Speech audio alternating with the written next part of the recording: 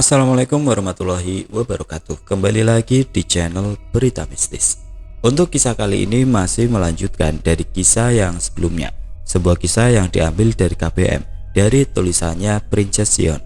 Sebuah kisah yang berjudul Misteri Rumah Nyai Surmini. Sebelum kita masuk ke ceritanya, tekan dulu tombol like video ini dan jangan lupa tekan juga tombol subscribe channel ini. Dan nyalakan juga lonceng notifikasinya agar tidak ketinggalan cerita-cerita baru dari channel ini. Dan bagi teman-teman yang ingin membaca langsung ceritanya, nanti silakan saja kunjungi linknya yang nanti akan saya sertakan di kolom deskripsi. Dan seperti apa untuk kelanjutan kisah ini? Langsung saja kita simak berikut ini.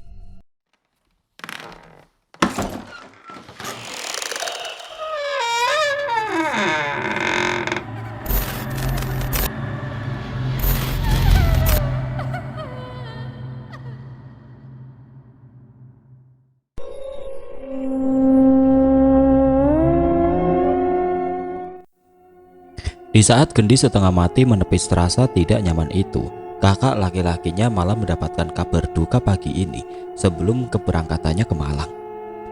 Masih pagi, Danang memberi kabar duka pada anak sulungnya. Abimana yang saat itu sedang berkemas langsung meninggalkan barang-barangnya dan pergi ke rumah sakit secepat mungkin.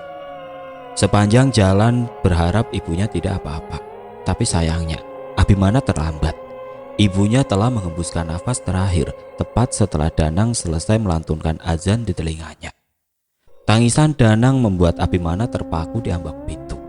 Matanya nanar memandangi perawat yang melepaskan selang oksigen dan segala macam alat medis yang terpasang di tubuh ibunya. "Mama!" Abimana menghambur memeluk jasad tanpa nyawa. "Kenapa Mama pergi secepat ini, Mah? Seenggaknya tunggu sampai aku datang, Mah." Abimana meraung. Kehilangan ibu sama saja kehilangan separuh hidup. Patah berserak hatinya. Sambil berurai air mata, Danang berusaha menenangkan anaknya yang sedang shock karena kehilangan. "Udah Bi, udah, Mama udah tenang sekarang." Berat rasanya hanya untuk mengatakan sekalimat itu. Hidup terasa sudah carut marut. Abimana rasanya ingin mati saja ketika kemalangan menghajarnya bertubi-tubi tanpa jeda.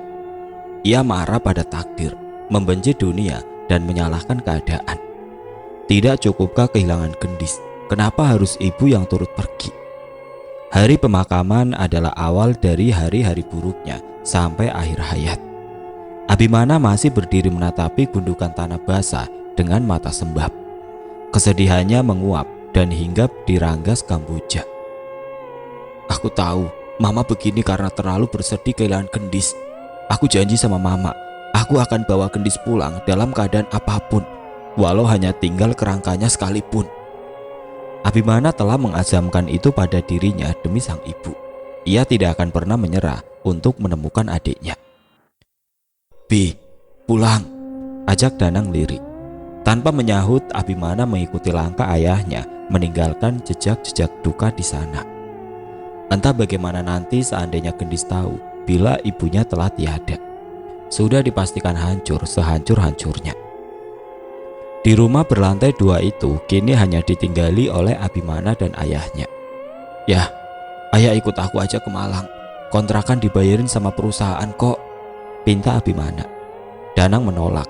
Ia kekeh ingin tinggal di rumah yang telah dibangunnya dengan hasil jeripaya bersama Anita. Lagi pula ia tidak tahu keajaiban apa yang terjadi. Mana tahu Gendis tiba-tiba pulang. "Ayah di sini saja. Ayah nggak bisa jauh-jauh sama Mama." Abimana menghela. Ia tahu setia ayahnya sampai mati. 7 hari setelah ibu pulang ke hariban ilahi, Abimana telah bersiap untuk pergi ke Malang. Masa isinya telah usai. Kini misi pekerjaan akan ditunaikan, sekaligus memulai pencarian baru di saat polisi sepertinya sudah menulikan telinga, membutakan mata. Abimana akan berjuang dengan caranya sendiri. Gendis memang tidak tahu tentang keadaan keluarganya sekarang. Bagaimana bisa tahu jika terkurung dalam ruangan yang tidak layak? Setelah perlawanannya tempo hari, Aksa tidak segan mengurungnya di gudang. Gendis sungguh dijadikan tawanan. Orang datang hanya mengantarkan apa yang diperlukannya dan pergi begitu saja tanpa adanya perbincangan. Sri pun tidak berani berlama-lama di sana setelah dapat ultimatum dari Aksa. Sendawa Gendis keluar cukup keras setelah menghabiskan sepiring penuh makan malam. Kendati mengalami morning sickness, Gendis tidak merasakan apapun. Justru nafsu makannya semakin gila setelah dinyatakan hamil. Sudah jadi hukum alam, bila perut kenyang mata pun mengantuk. Kita bubuk yuk nak. Gendis merebahkan tubuh sembari mengusap perutnya yang masih termasuk rata. Tubuhnya hanya beralaskan karpet tipis serta berbekal karung goni. Sebelum meletakkan kepala di sana, Gendis menepuk-nepuk goni itu, berharap bisa sedikit empuk agar tidurnya nyaman. Apa sih isinya? Serabutkah? Terasa berat, tapi tidak keras. Gendis yang penasaran otomatis membuka ikatan karung goni itu. Dilihatnya semacam kain, lantas dikeluarkan kain-kain di dalam itu. Astaga! Alangkah terkejutnya Gendis, isi karung goni ternyata pakaian wanita, di antaranya banyak yang berlumuran darah. Gendis memang terkejut, tapi bukan melempar jauh-jauh, justru dimasukkannya kembali pakaian-pakaian itu ke dalam goni, lalu menjadikannya bantal seperti malam sebelumnya. Gendis orang yang penakut, tetapi setelah berbulan berada di rumah Nyai Surumini, takutnya lesap seakan sudah jadi hal biasa melihat makhluk tidak kasat mata dan segala kengerian di sana. Pertanyaannya, milik siapa pakaian itu? Tidak mungkin pakaian wanita-wanita di sana, sebab pakaian mereka masih ketinggalan zaman, berbeda dengan pakaian yang ada di dalam karung goni. Kendati penasaran, Gendis juga tidak ingin ambil pusing. Yang diinginkannya terbebas dari belenggu kengerian ini. Ia ingin menyudahi keangkerannya. Aksa, di mana lelaki tidak berperasaan itu. Setelah hilang kendali dengan mengurung Gendis di gudang, tidak pernah tampak batang hidungnya. Atau misalnya, kembali bercinta setelah sekian hari melewatkan penyatuan panasnya dengan Gendis. Ya, biarkan saja.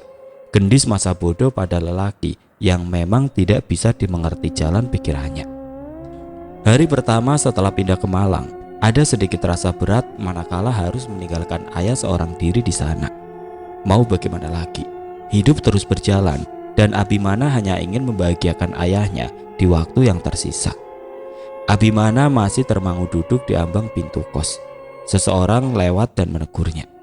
Abimana terkesiap, lekas membalas teguran itu dengan ramah. Jangan banyak melamun sore-sore begini. Abimana tersenyum malu mendengarnya. Lantas lelaki parubaya berperawakan agak seram itu mendekatinya. Kamu yang pindahan dari Jakarta? Soalnya ibu baru ngomong semalam. Tanya lelaki bernama Bowo itu.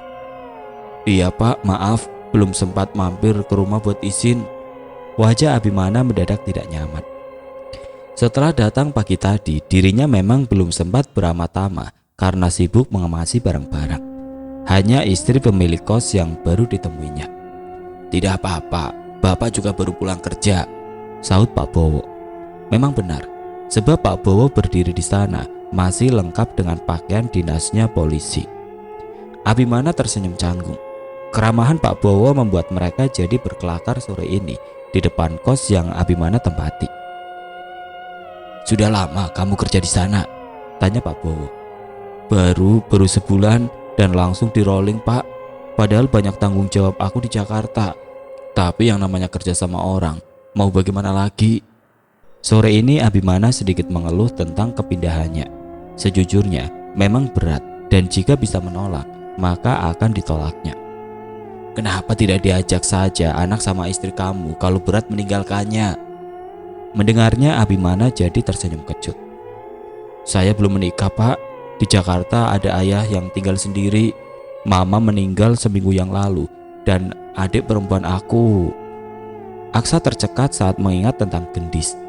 Rasanya detik itu juga air mata ingin meringsek keluar. Kerutan di dahi Pak Bowo bertambah ketika Abimana tidak meneruskan ucapannya. Ada sedih yang tampak di wajah itu. Kenapa adik kamu? Sepenasaran itu Pak Bowo jadinya. Terdengar helaan berat Abimana menandakan dirinya tidak baik-baik saja. Udah lebih sebulan adik saya hilang pak.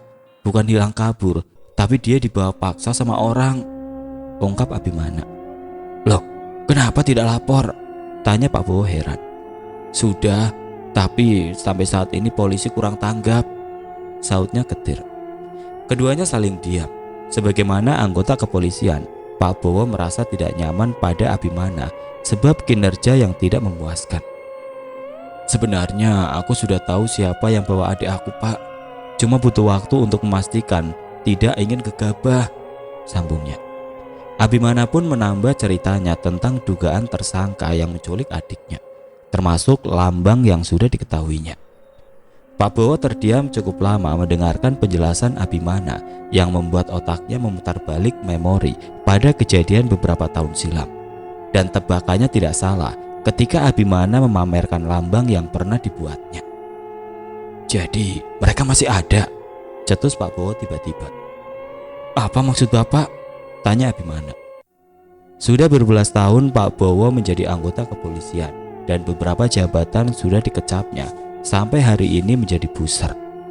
Sudah barang tentu banyak kasus yang telah ditanganinya atau didengarnya, termasuk kasus serupa yang terjadi pada Gendis. Itu lambang dari sebuah organisasi ilegal. Banyak yang menamai mereka dengan sekte pencari janin karena memang sering mengincar janin-janin yang baru lahir. Pemimpinnya bernama Kidagara. Tahun 2003 dia tewas terbunuh dengan kepala terpenggal pada kerusuhan di rumahnya sendiri. Semua anggota ditangkap, tapi sampai saat ini istrinya tidak diketemukan. Penuturan Pak Bowo berhasil membuat Abimana tercekat sekaligus terperangah. Ada ketakutan yang mengalir di jalur nadi. Bagaimana kabar Gendis sekarang? Abimana bermonolog resah dalam hati.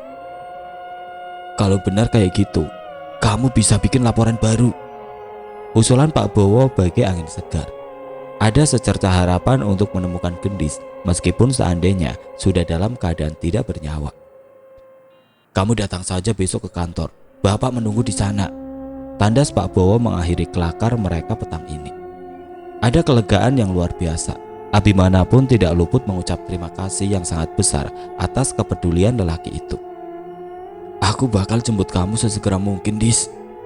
Mungkin tidak akan semudah harapan, sebab yang akan dihadapinya bukan orang sembarangan. Aksa bisa mengerahkan seluruh peliharaan gaibnya untuk memusnahkan orang yang berani mengusiknya.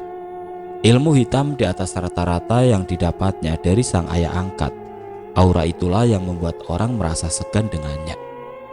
Kidagara memang ayah angkat Aksa, mengingat lelaki itu tidak mempunyai keturunan sama sekali. Semuanya jadikan sesembahan di atas dukungan sang istri sendiri, Nyai Surmini. Dua anak mereka telah dijadikan sesembahan lebih dulu, sehingga Kidagara tidak ingin lagi menyerahkan sesembahan janin dari rahim istrinya. Tujuan mereka melakukan sesembahan gila itu pada sang ratu malam, tidak lain tidak bukan untuk mencapai kesempurnaan hidup dari segi apapun, termasuk usia. Sejatinya, usia Aksa pun sekarang sudah menyamai usia Danang ayah Gendis, walau wajahnya serupa Abimana. Sementara Nyai Surmini sudah lebih dari 120 tahun. Semua anggota turut andil dalam setiap ritual atau penculikan agar semua berjalan lancar tanpa kendala. Seperti yang diketahui bahwa sampai hari ini semuanya masih aman sentosa. Kini manusia yang patut dijuluki Raja Iblis itu kembali ke tempatnya setelah 5 hari berada di ibu kota. Bagaimana keadaan Nyaiku? Pertama bertemu Sri yang ditanyakan adalah Gendis. Baik-baik saja, Den. Makanya banyak. Setiap hari sampai badannya sudah kelihatan semakin berisi, saut Sri. Dia tidak melunjak kan? Tanyanya lagi. Enggak, Den, saut Sri disertai gelengan. Aksa lekas menuju gudang memastikan keadaan perempuan yang sedang mengandung anaknya. Ia masuk dan mendapati Gendis sedang tidur meringkuk di karpet usang dan tipis itu. Keadaan yang temara membuat Aksa menghidupkan ponselnya, menelusuri rupa cantik Gendis hingga sampai pada bagian perut. Baju tidur yang sedikit tersingkap menampakkan perut Gendis. Mengandung janin kembar membuat perutnya membesar lebih cepat. Aksa membenahi baju yang tersingkap itu, lantas memasukkan ponselnya ke saku. Apa yang dilakukan setelahnya? Pergi meninggalkan Gendis begitu saja. Tidak, ia justru menghimpun tenaga, kemudian menggendong Gendis keluar dari sana untuk dibawa kembali ke kamarnya. Merasa ada pergerakan pada tubuhnya, memaksa Gendis untuk membuka mata, walau kantuk luar biasa menguasainya. Benar, tubuhnya bukan melayang karena sedang terbang, tetapi lelaki tidak berperasaan sedang menggendongnya dalam diam. Sejurus kemudian Gendis tidak lagi berada di tempat dingin berbau tidak mengenakan itu. Ia berada di kamar luas yang hangat kembali pada ranjang empuk tempatnya pernah menuntaskan hasrat ayah dari janin yang sedang dikandungnya. Aksa. Aksa menoleh mendengar suara Sengau dan Paro memanggilnya. Wajah mengantuk Gendis yang tampak polos membuatnya bergeming tidak mengalihkan pandangan. Gendis pun tidak ragu membalas tatapan dalam dari mata tajam itu. Sejak mengetahui niat jahat Aksa, Gendis benci bukan main. Tapi setelahnya ia tersadar bahwa Aksa hanyalah orang yang telah jauh tersesat dari jalan kebenaran. Karena sejak kecil sudah didoktrin dengan hal-hal kejam dan tidak berperasaan, sehingga mengeluarkan watak serta perilaku melebihi iblis. Gendis telah mengerti bagaimana menghadapi Aksa. Sikap keras yang sudah mendarah daging harus dilawan dengan kelembutan. Untuk itu, Gendis membuang semua kebenciannya, memutuskan untuk menerima Aksa. Terlepas bagaimana nasibnya kelak di tangan lelaki itu. Jangan pernah macam-macam denganku, Gendis, atau aku akan mengurungmu bersama Hanjasira, bentak Aksa. Gendis berdiri mengimbangi Aksa yang tampaknya setengah mati menahan amarah. Tanpa persetujuan, diraihnya tangan Aksa menempelkan pada perutnya yang sudah mulai membuncit. Ini darah daging kamu. Apa kamu tega ngurung aku sama makhluk peliharaan kamu itu? Ini anak kamu, anak kita. Aksa masih diam. Dari wajah pandangannya berpindah ke tangan yang menempel di perut Gendis. Ngeyel. Lekas disingkirkannya tangan dari perut Gendis. Enyah dari kamar tanpa berkata. Gendis terdiam menatapi punggung yang semakin berjalan menjauh. Dari kamar, Aksa mendatangi rumah Joglo, tempat mereka biasa melakukan ritual-ritual pemujaan. Dengan bertelanjang dada, Aksa duduk bersila di tengah rumah, mulai memejamkan mata, memusatkan pikiran. Ia butuh meditasi untuk menenangkan hati yang terasa rancu. Sayangnya, tidak berapa lama konsentrasinya terpecah mendengar teriakan-teriakan dari kamarnya yang memang tidak jauh dari sana. Tanpa memakai baju, Aksa segera berlari ke arah kamar, takut jikalau Gendis dalam bahaya seperti tempo hari. Rupanya, Gendis sedang mengamuk pada Nyai Surmini yang ditengahi oleh Ning. Ada apa ini? Tanya Aksa. Nyaimu ini marah-marah. Hanya gara-gara kabar duka yang Doro sampaikan. Harusnya berterima kasih toh karena Doro sudah memberitahu. Nyai Surmini tampak tenang di sana, meskipun Gendis sudah hampir mencekiknya bila seandainya tidak ada Ning. Dari mana kamu tahu kalau mama aku udah meninggal? Apa semua ini memang ulah kamu? Tuding Gendis berapi-api. Tahu toh Cak Ayu. Selengkung senyum yang Nyai Surmini sunggingkan sebelum berlalu membuat Gendis kian meradang. Bukan Nyai Surmini yang menyebabkan ibu Gendis tiada. Melalui ilmu penerawangan yang mumpuni, Nyai Surmini datang dengan sengaja memberi tahu Gendis tentang kabar duka itu agar Gendis semakin terpuruk. Matilah kamu. Gendis berlari hendak menerjang Nyai Surmini dari belakang, tapi Aksa lebih dulu mencekal lengannya. Lepas. Pekiknya berusaha menepis tangan Aksa. Kamu pantas mati perempuan jahat. Cengkraman Aksa berhasil lepas. Gendis mempercepat langkah mengejar Nyai Surmini yang sudah menjauh. Gendis. Sekali sentak Aksa menarik Gendis memeluknya erat. Lepas Aksa, kamu juga bukan manusia. Binatang saja tidak tega membunuh anaknya. Lepas, aku gak sudi. Gendis memberontak. Meronta sekuat tenaga sembari berteriak-teriak tanpa henti. Tidak sedikit pun Aksa menggubris makian itu. Gendis, jangan meronta-ronta. Berhenti marah meledak-ledak seperti ini. Ingat, kamu lagi hamil nyaiku. Bunuh saja aku sekarang Aksa, bunuh. Gendis melemah memukul dada Aksa tanpa tenaga. Tanpa tanya Aksa memeluk Gendis kian erat. Tanpa lelah ia topang keluh yang membatu itu. Kini Aksa merasa bersimbut di kaki pun rasanya tidak pantas. Wahai jiwa, sebab telah ia sisakan memar di paru-paru kesabaran, hingga keping tanya meretak di bola mata. Aksa membopong gendis ke ranjang.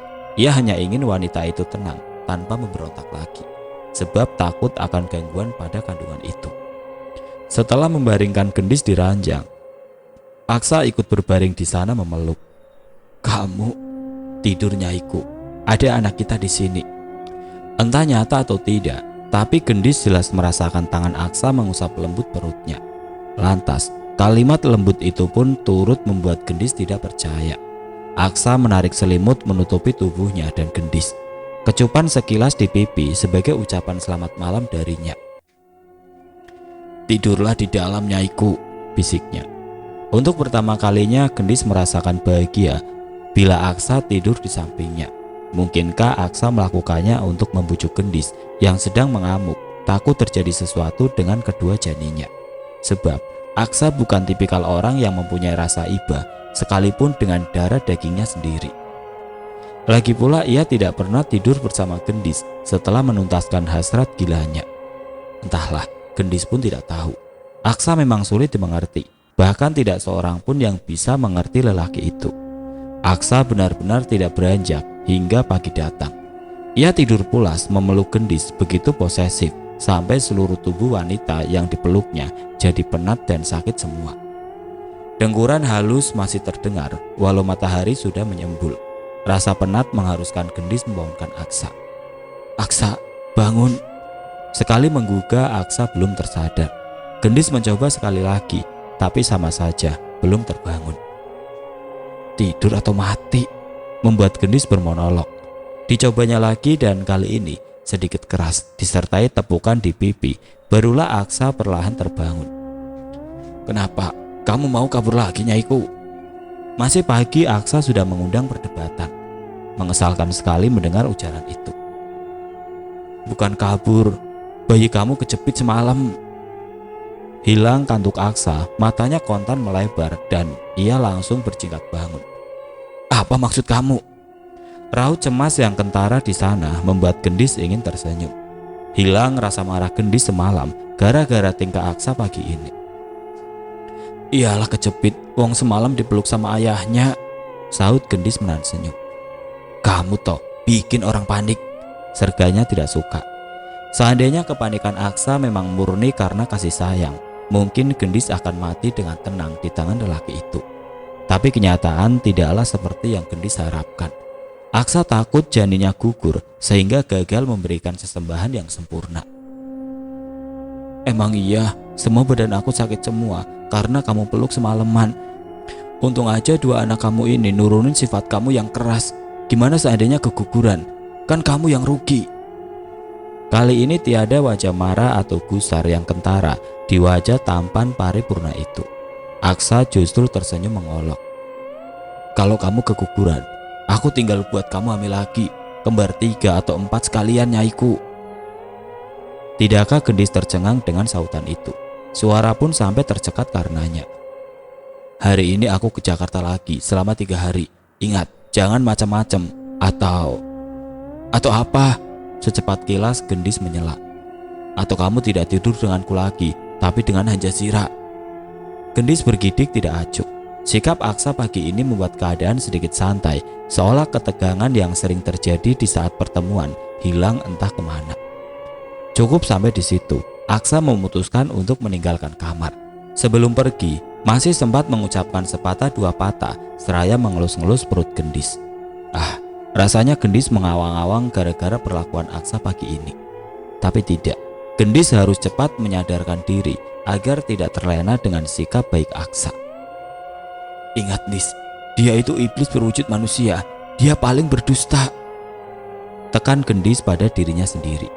Akhirnya pagi itu juga Aksa pergi ke Jakarta bersama Sukirman. Selain tukang kebun, lelaki itu dipercaya jadi sopir pribadi. Sesampainya Aksa di kantor, ia disambut sangat hormat seperti biasanya. Mengetahui Aksa datang, Sisil langsung memberitahu Abimana. Ya, kali ini Sisil memutuskan untuk sedikit terlibat dengan masalah tidak main-main ini. Sebab tidak tega melihat kesedihan yang ditanggung Abimana, lelaki yang diam-diam ia titipkan rasa. Mendapat pesan dari Sisil, Abimana sudah menyusun rencana yang telah diaturnya bersama Pak Bowo. Sejak lama Abimana sudah curiga kepada Aksa. Sebab lelaki itu datang ke kantor hanya beberapa hari, setelah itu tidak muncul lagi. Tidak lama datang dan hilang lagi. Bukankah apartemen yang Aksa tinggali masih satu kawasan dengan kantornya? Apa itu tidak menimbulkan kecurigaan? Biasanya paling lama Aksa berada di sana selama 5 hari dan tidak datang ke kantor sampai seminggu. Untuk itu, Abimana meminta izin selama 3 hari untuk kembali ke Jakarta dengan alasan ayahnya sakit. Apa boleh buat? Jika tidak begitu, tidak akan diizinkan libur lebih dari 1 hari. Kamu temui Pak Seno saja nanti. Kami sudah koordinasi sama dia, Bi. Imbu Pak Bowo sebelum Abimana pergi. Abimana mengangguk dan tidak lupa berterima kasih. Hari itu juga Abimana kembali ke Jakarta dan akan menunggu Aksa. Setelah itu, akan ia ikuti kemana lelaki itu sebenarnya pulang. Abimana berdoa semoga kali ini keberuntungan berpihak padanya. Ya Allah, aku menazarkan untuk mencari adikku sampai ketemu. Maka iringilah hambamu yang tidak ada apa-apanya ini. Tepat di hari ketiga, Abimana sudah menunggu di dalam mobil bersama Pak Seno. Bila Aksa hari ini kembali ke apartemen, maka akan mereka putuskan pulang seperti hari pertama dan kedua. Jika tidak, mereka akan terus mengikuti kemana Aksa pergi. Sekitar pukul 3 sore, mobil Aksa keluar dari parkiran. Pak Seno lekas mengikuti Aksa dengan jarak aman. Dia nggak lewat apartemen, Pak, cetus Abimana yang dijawab anggukan oleh Pak Seno. Mobil terus melaju, jauh dan telah jauh meninggalkan kota metropolitan. Semakin besar keyakinan Abimana bahwa Aksalah dalam penculikan adiknya. Tim, kami sudah bergerak lewat batas kota, lapor Pak Seno melalui HT yang dibawanya. Tidak lupa mengirimkan arah tujuan mereka pada satu kompi pasukan yang telah disiapkan untuk menggerebek rumah Aksa nantinya. Mobil sudah melewati hutan. Jalanan yang sepi itu pasti mengundang kecurigaan Aksa bahwasanya ada mobil lain yang sedang mengikutinya. Untuk itu Pak Seno menghentikan mobil di pertengahan jalan. Kita lihat pakai ini aja, Bi. Pak Seno lekas menerbangkan drone untuk memantau keadaan dari udara. Semakin meninggi, semakin tampak seluruh hutan dan ternyata mereka disuguhi sesuatu yang menguak misteri baru. Tepat di tengah hutan yang sedang mereka lalui, tampak sebuah rumah megah dengan pagar yang menjulang tinggi. Kamu lihat ini, Bi. Abimana pun tidak menyangka ada rumah sebesar itu di tengah hutan. Fik, ini rumah dia, Pak. Kita ikuti sekarang. Abimana sudah menggebu ingin segera menciduk lelaki yang disinyalir telah menculik adiknya. Namun Pak Seno memintanya supaya tidak gegabah. Sabar, Bi. Tunggu tim dulu, karena kita nggak tahu keadaan rumah itu bagaimana. Walau sudah mengubun-ngubun rasanya, Abimana tetap menuruti instruksi Pak Seno agar kerjasama dan rencana berjalan lancar. Sementara Aksa sudah masuk ke rumah, dan seperti biasa, Gendis yang ditemuinya lebih dulu. Selama 3 hari meninggalkan Gendis, ada rasa rindu yang melindap diam-diam ke hatinya. Nyaiku, Gendis menoleh memasang raut heran. Masalahnya, Aksa tidak pernah memanggilnya selembut itu, kecuali sedang mengawang-awang memadu hasrat. Ini sudah makan yang keberapa kali? Tanyanya. Sungguh Gendis jadi aneh merasa lelaki di sampingnya bukanlah Aksa. Kamu sehat kan? Bersamaan dengan itu, Gendis menempelkan punggung tangannya di dahi Aksa. Aku tidak sakit, Nyaiku. Semakin heran saja melihat tingkah Aksa. Kenapa datang-datang langsung berubah 180 derajat? Tidakkah Gendis patut mencurigainya? Bisa saja ada maksud tersembunyi di balik sikap manis itu. Sebab ini adalah Aksa, lelaki yang tidak punya hati nurani sama sekali. Aku mimpi gendong bayi lucu semalam. 2 bayi, cetusnya tiba-tiba. Gendis terenyuh. Kali ini apa yang Aksa katakan adalah benar tanpa kebohongan. Semalam dirinya memang bermimpi menggendong 2 bayinya setelah Gendis melahirkan. Sesungguhnya Aksa mengatakan itu tidak punya maksud lain. Ia hanya ingin menuang resah, menggenangi ujung langit dan tidak memaksa menguak pintu maaf yang terkatup rapat. Gimana rasanya gendong bayi? Aku pun belum pernah ngerasainnya, Aksa. Mau bagaimana lagi? Gendis terpaksa mengalihkan pembicaraan di saat seraut Aksa tiba-tiba muram. Makan yang banyak Nyaiku, ada 2 bayi di dalam sini, usap Aksa di perut Gendis. Setelahnya pergi dari kamar. Meski dibuat bingung, Gendis berharap bila sikap lembut Aksa hari ini bukanlah mimpi hampa tidak berdasar. Aksa tergesa menuju tempat Mbah Karso. Sayangnya, lelaki uzur itu tidak berada di tempat dan Nyai Surmini menyambanginya di sana. Baru pulang toh Cak Bagus. Nyai Surmini membuka percakapan. Aksa tidak serta-merta menyaut. Ada riak yang tidak bisa membuatnya kembali menelaah. Ada apa Ndoro? Ada masalah? Nyai Surmini selangkah lebih maju. Dengan tangan bertaut, ada seringaian yang tersungging sama. Pepatah lama mengatakan, air mata menggoreskan tinta sucinya di barisan kata dan ilusi. Jangan sampai kamu salah memeta arah hati. Tujuan utamamu bukan cinta, tapi keabadian. Lalu sunyi menelan suara-suara di sana. Apa Ndoro tidak percaya denganku? Pertanyaan Aksa memecah keheningan. Sementara Nyai Surmini masih bergeming. Ia ragu untuk mempercayai anak angkatnya setelah melihat dengan mata kepala sendiri perlakuan Aksa pada Gendis hari ini.